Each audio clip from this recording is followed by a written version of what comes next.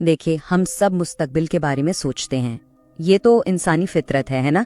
चाहे तालीम हो, कैरियर हो या फिर खानदान, आगे का प्लान तो करना ही पड़ता है। तो चलिए इसी सवाल पर थोड़ा रुक कर सोचते हैं।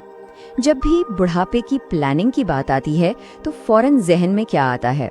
पैसा, पेंशन, बचत, माली तहफ्फुज, यही सब ठीक है ना? लेकिन जरा सोचिए, क्या हो अगर मंसूबा बंदी की एक और उससे कहीं ज्यादा गहरी किस्म भी हो? और बस यहीं से एक बहुत ही जबरदस्त मुवाजना सामने आता है। बिल्कुल वैसे ही जैसे लोग अपने रिटायरमेंट को महफूज बनाने के लिए हिकमत अमली बनाते हैं, सरमायाकारी करते हैं, बिल्कुल उसी तरह आखिरत के लिए भी मंसूबाबंदी जरूरी है। फर्क सिर्फ करेंसी का है। एक तरफ दुनियावी मंसूबा है जहां पैसा और कारोबार कमाया जाता है, और दूसरी तरफ है आखिरत का मंसूबा जहां नेकियां कमाई जाती हैं। तो सवाल ये है कि इस मंसूबाबंदी में दाव पर क्या लगा है? देखिए, बुढ़ापे में तंगदस्ती या तकलीफ का ख्याल ही कितना खौफनाक है, लेकिन यहाँ जो बात समझाई जा रही है वो ये है कि रूहानी तौर पर दिवालिया हो जाने के नतायज उससे कहीं ज्यादा संगीन है। तो फिर अंजाम क्या होगा? बिल्कुल साफ लफ्जों में बताया गया है कि अगर किसी का रूहानी तवाजुन मनफी में चला जाए, यानी गुनाह नेकियों से ज्यादा हो जाएं, तो अंजाम जहन्नुम है। और यही वो बात है जो इस पूरे मौजू को इतना जरूरी बना देती है। अच्छा, तो इस रूहानी बैंक अकाउंट में फिर जमा क्या करना है? वो कौन सा असासा है जिसकी जरूरत है? चलिए अब आखिरत की इस करेंसी को समझते हैं। ये करेंसी है नेकी, यानी अच्छे आमाल। बस यही वो वाहिद दौलत है, वो वाहिद करेंसी है जो हतमी हिसाब किताब में गिनी जाएगी। पैसा, जायदाद, हैसियत, ये सब कुछ पीछे रह जाएगा। अब यहाँ एक बहुत ही दिलचस्प फर्क बताया जा रहा है।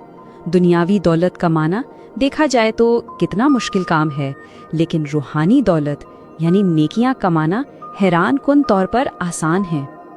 और ये कितना आसान है, जरा सोचिए।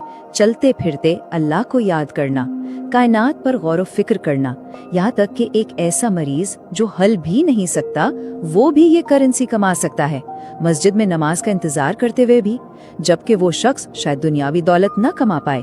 तो नेकी कमाने में अमली तौर पर कोई रुकावट नहीं है। तो इस पूरी सोच को अपनी रोजमर्रा की जिंदगी में कैसे लागू किया जाए? इसका जवाब है हर दिन को सरमायाकारी के एक नए मौके के तौर पर देखकर। और यहाँ वो जरूरी सवाल आता है जिस पर हम सबको गौर करना चाहिए। जब दिन खत्म होता है और हमारा जाती खाता, हमारी बैलेंस शीट बंद होती है, तो हतमी तवाज़ुन क्या है, नफा या नुकसान? देखिए, ये रोजाना की औसत का तस्वुर है। अगर रोज हर एक दिन गुनाह नेकियों से ज्यादा हो रहे हैं, यानी खाता नुकसान में जा रहा है, तो जाहिर है कि जब जिंदगी का खाता बंद होगा तो हतमी नतीजा भी नुकसान ही दिखाएगा। तो फिर इस रोजाना के नुकसान से बचकर नफा में कैसे आया जाए, उसके लिए एक फाल जहनियत की जरूरत है। सबसे पहले दिन शुरू ही इस पक्के इरादे से किया जाए कि आज नेकियां कमानी हैं। फिर कोई भी मौका, चाहे कितना ही छोटा क्यों ना हो, उसको हाथ से नहीं जाने देना। हर नेकी की कदर को समझना जरूरी है। चलिए अब आते हैं इस कहानी के उरूज पर, वो हतमी दिन जब पूरी जिंदगी का ना बदलने वाला हिसाब किताब किया जाएगा। तो हतमी फैसले का पहला मुमकिना नतीजा क्या है? ये कि किसी का नेकियों का पलड़ा उसके गुनाहों से भारी हो जाए।